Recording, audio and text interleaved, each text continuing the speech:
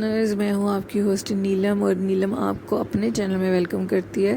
شروع کرتے ہیں آج کی ویڈیو۔ اللہ کا نام لے کر جو انتہائی عالی رتبہ اور بہت جلیل القدر ہیں۔ کل ایپیسوڈ 27 تھی، آج ایپیسوڈ 28 ہے۔ اب رفیق اس دربار کے احاطے میں ایک درخت کے سائے کے نیچے لیٹا ہوا تھا۔ لیٹے لیٹے رات ہو گئی کہ اچانک رفیق نے اپنے سینے کے اوپر بوجھ محسوس کیا۔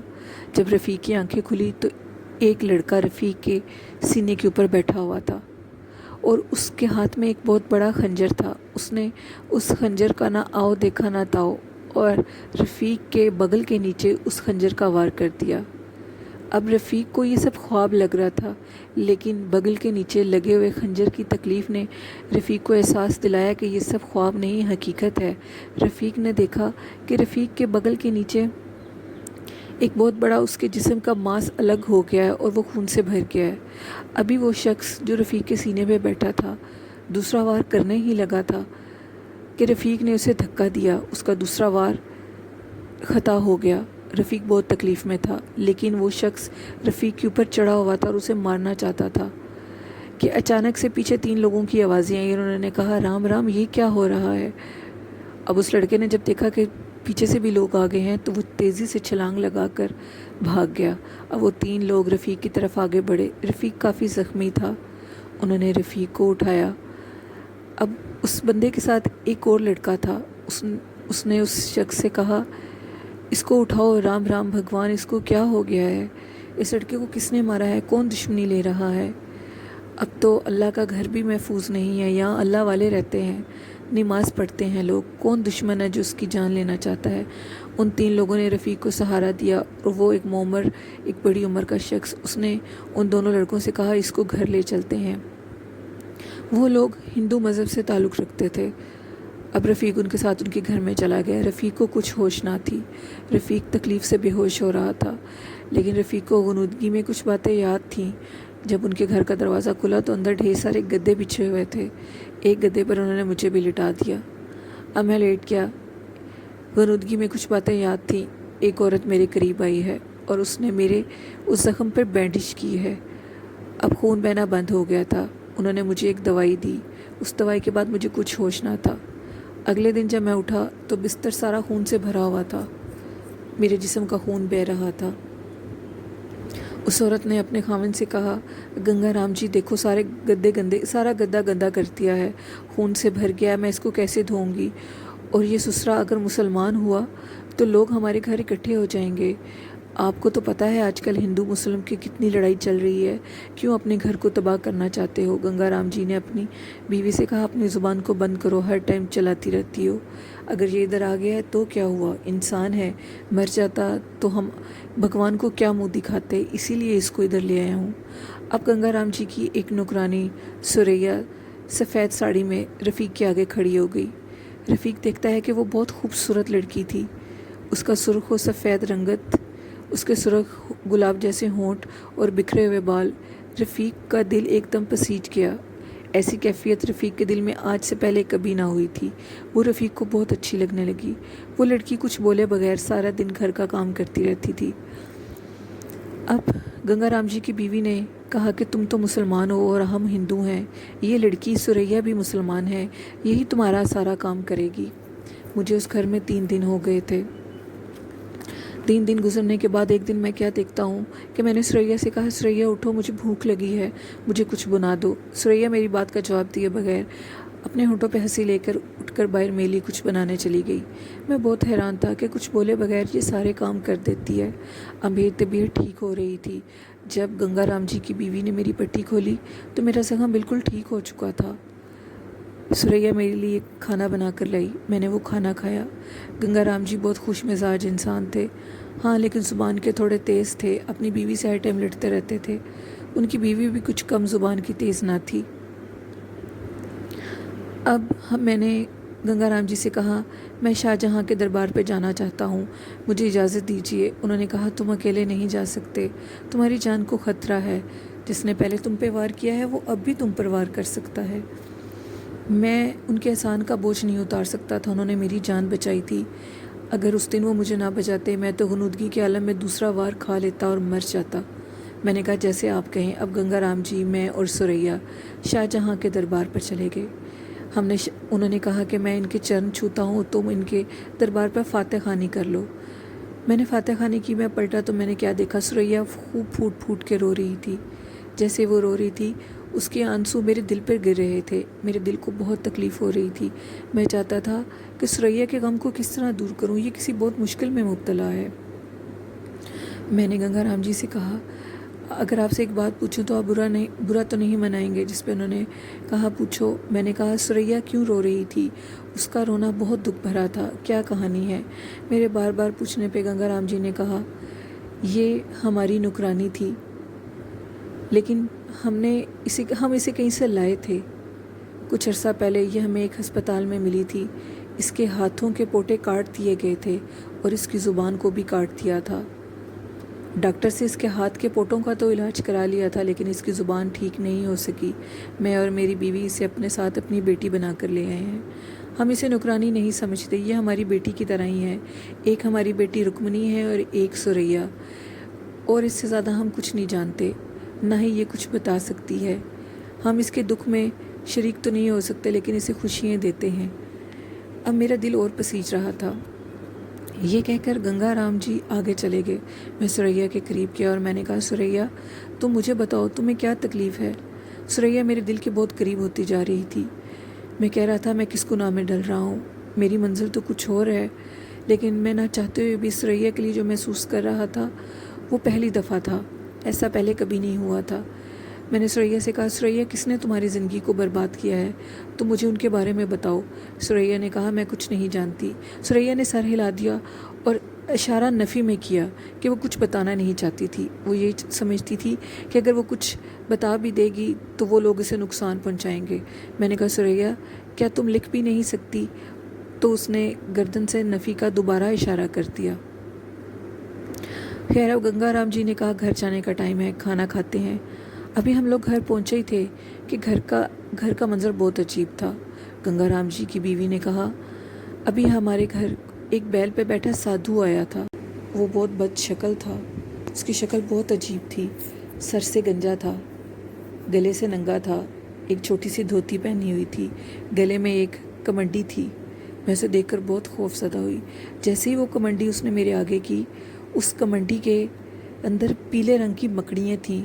اب میں سمجھ چکا تھا کہ بھوریا چرن ادھر آ گیا ہے۔ میں یہ بات سن کر دروازے سے باہر نکل گیا۔ وہ میاں بیوی ان مکڑیوں کے بارے میں بات کرنے لگے۔ وہ عورت کہہ رہی تھی کہ وہ سادھو کم اور شیطان زیادہ لگ رہا تھا، اس کی شکل سے تو شیطانی برس رہی تھی، جس پہ گنگا رام جی نے کہا خبردار سادھو کو ایسے نہیں کہتے۔ اب اتنی ہی بات ہو رہی تھی کہ ہم نے کھانا کھایا۔ کھانے کے دوران بھی وہ میاں بیوی اس سادھو کے بارے میں باتیں کر رہے تھے کہ وہ کون ہے اور کہاں سے آیا ہے۔ ابھی کھانا کھا کر میں کمرے سے باہر نکلا کہ اچانک سے کمرے میں شور و گل شروع ہو گیا۔ شور و گل بہت تیز تھا۔ میں نے جا کر دیکھا کمرے میں آگ کے شعلے تو نہیں تھے، لیکن برابر آگ لگی ہوئی تھی، ایسی آگ تھی کہ سب کچھ پگھلا رہی تھی۔ گنگا رام جی کی بیوی نے کہا کہا تھا نا مسلمان کو سہارا نہ دو، یہ لوگ ہمیں جلا دیں گے، لو ہر چیز جل کے راکھ ہو گئی ہے، اب ہم کیا کریں گے؟ اور مجھے کہنے لگے کہ میاں بہتر ہے کہ تم یہاں سے چلے جاؤ، اس سے پہلے کہ کوئی اور واویلا کھڑا ہو، کچھ دن کے لیے یہاں سے چلے جاؤ۔ اب میں ان کی بات سن کر میرے دل کو یقین آ گیا کہ ان کے لیے مشکل بن جائے گی۔ بھوریا چرن ادھر قریب ہی ہے، وہ ان سب کو بھی مار دے گا۔ لیکن ابھی گنگا رام جی کو لگ رہا تھا کہ شاید میں نہ جاؤں۔ ان کی بات سن کر میں گھر سے باہر نکلا، چلتے چلتے بہت دور نکلا ہے، اتنا دور کہ واپسی کا راستہ بھی بھول چکا تھا۔ سریا میرے دل میں آ رہی تھی، لیکن پھر سوچا مجھے تو انہوں نے کسی اور مقصد کے لیے رکھا ہے، میں نے تو خلق خدا کی مدد کرنی ہے۔ سریا کا خیال کہاں میرے دل کو آ رہا ہے۔ میں بہت زیادہ رو رہا تھا، روتے روتے دربار پہ پہنچ گیا، ایک درخت کے سائے میں بیٹھ گیا۔ صبح سے کچھ کھایا بھی نہیں تھا۔ اب میں بیٹھا ہوا ایک درخت کے سائے میں سوچ رہا تھا سریا کا کیا بنے گا۔ سریا کی بے بسی، سریا کی بے کلی میرے دل سے نہیں جا رہی۔ اتنے آنسو آئے کہ میں نے آنسو میں وضو کر لیا۔ نماز کا ٹائم ہوا، نماز پڑھی کہ قریب ایک شخص آ کر بیٹھ گیا اور مجھے کہنے لگا لو میاں کچھ کھا لو۔ مجھے بھوک نہ تھی، میں نے کہا میں نہیں کھاؤں گا۔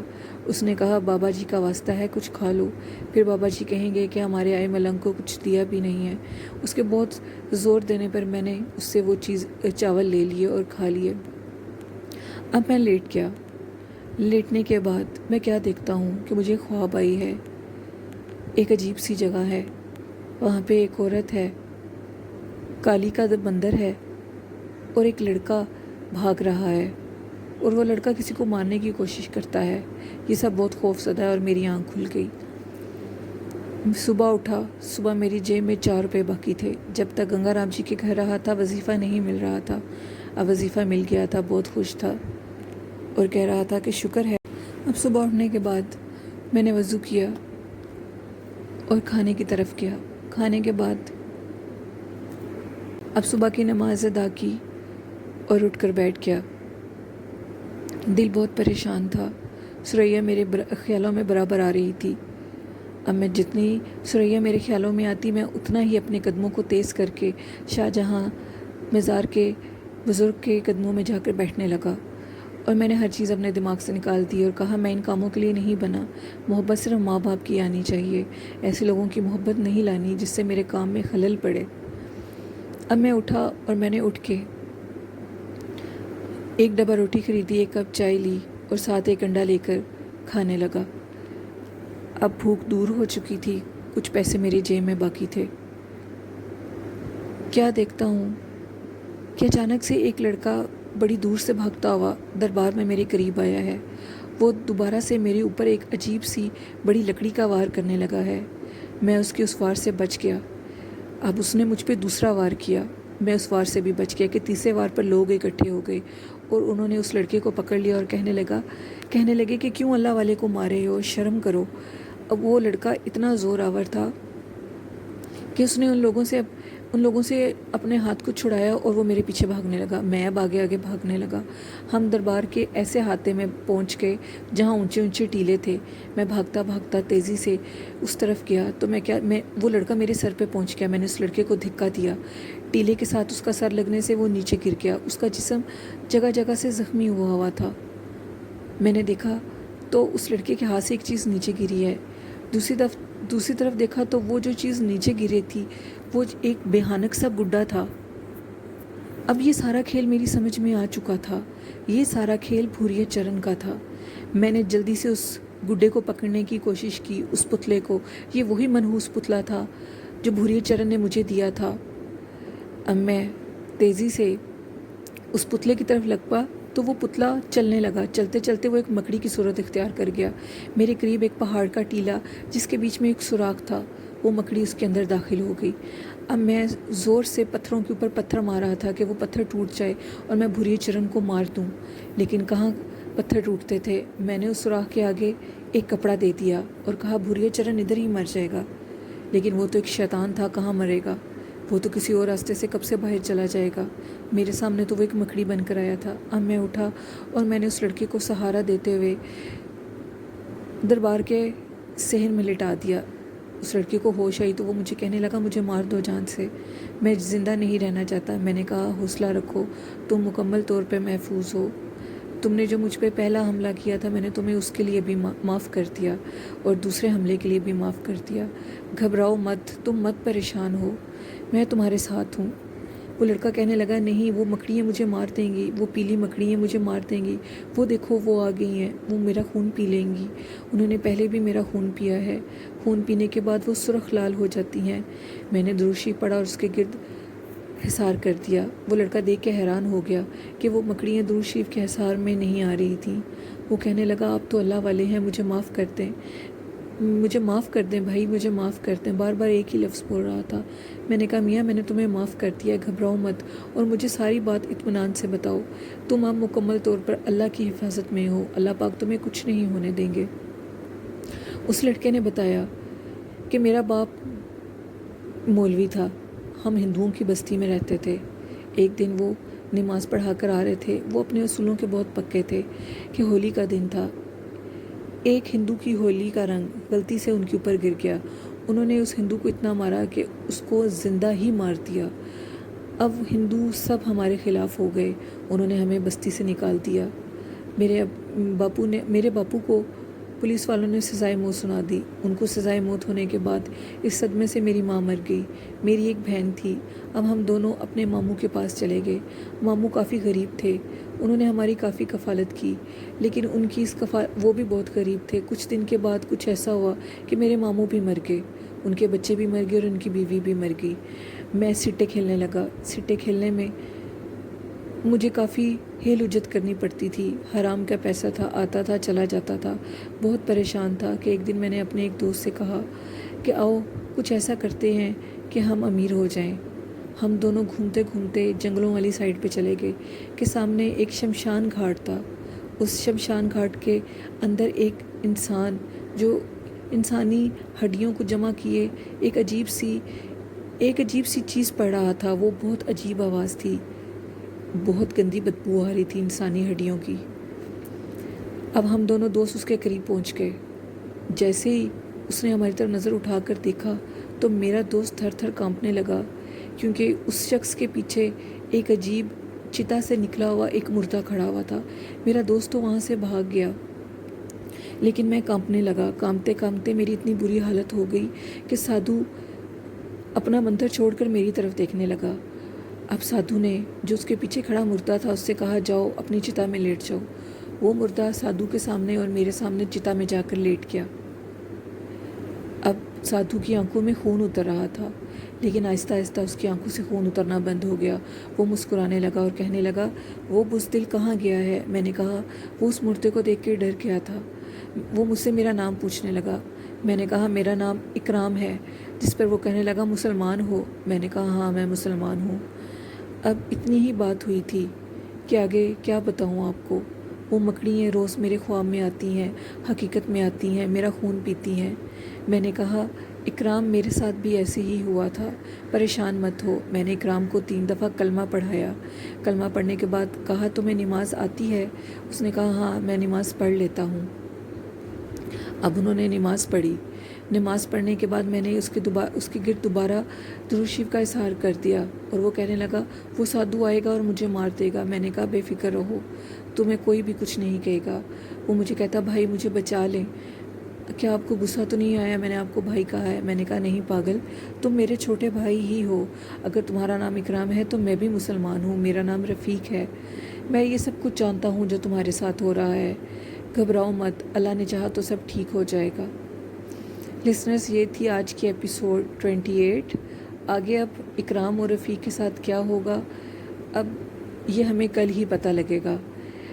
لسنرز، یہ بہت انٹرسٹنگ ناول ہے اور آئی ہوپ یہ آپ کو ضرور پسند آیا ہوگا۔ ہمیں اپنا فیڈ بیک ضرور دیجیے گا، ہمارے چینل کو سبسکرائب کیجیے۔